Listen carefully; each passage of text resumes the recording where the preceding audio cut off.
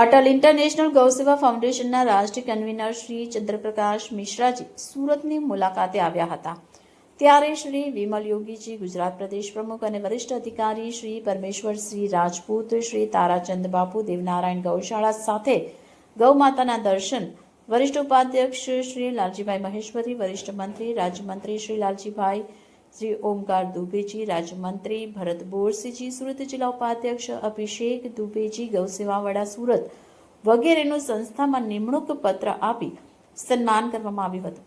આ સાથે ગૌરક્ષક દળના સદસ્યતા અભિયાન માટે મોટી સંખ્યામાં સભ્યોની હાજરીનો કાર્યક્રમ પણ યોજવામાં આવ્યો હતો.